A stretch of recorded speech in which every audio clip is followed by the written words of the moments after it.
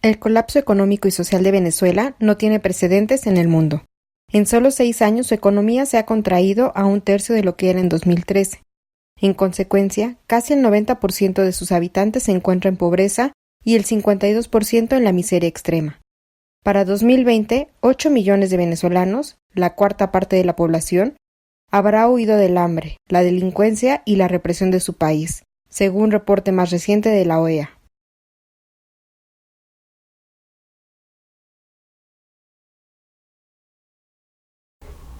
Pero los amigos de la dictadura culpan de este desastre a Estados Unidos. Obama declared that Venezuela was a strategic threat to the United States, and they imposed economic sanctions and a blockade through banking systems of the country. 16 years later, those illegal and draconian sanctions have borne the fruit that the US required them to bear. They wanted to foment dissent in the country by destroying the economy and by encouraging inflation. And they have achieved that end. There is dissent, without question, in Venezuela. People are leaving Venezuela. Este discurso es solo patrañas y sandeces. Las sanciones que Estados Unidos impuso entre 2008 y enero del 2019 fueron exclusivamente a funcionarios de la dictadura y sus cuentas en bancos estadounidenses.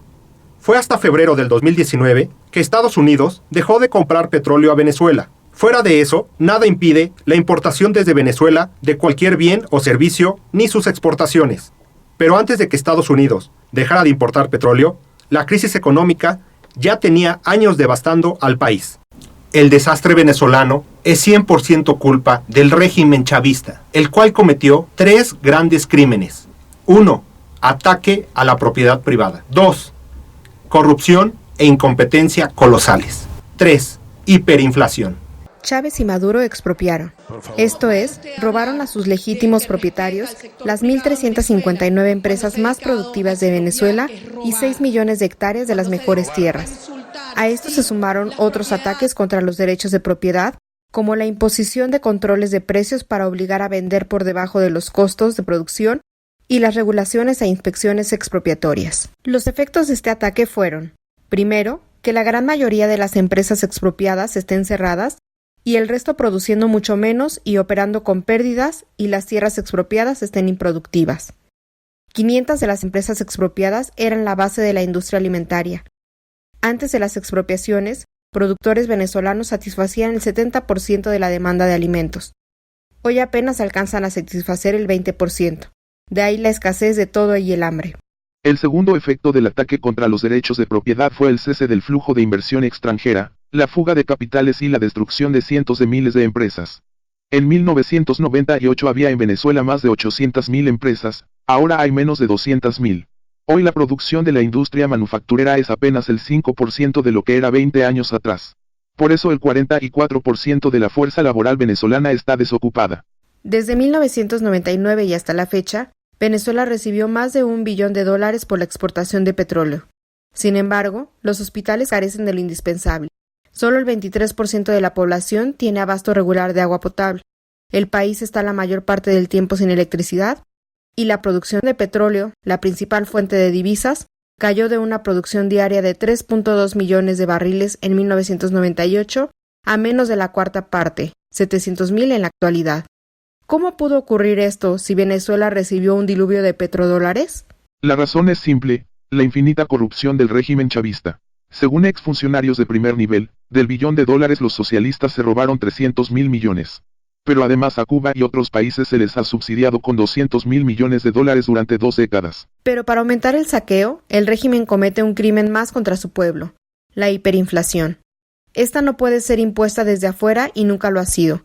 Es siempre obra de los gobiernos de cada país, únicos facultados para emitir moneda. Para mantener su tren de gasto desenfrenado, los gobiernos criminales recurren a fabricar y circular más dinero que el que corresponde al nivel de generación de riqueza de un país.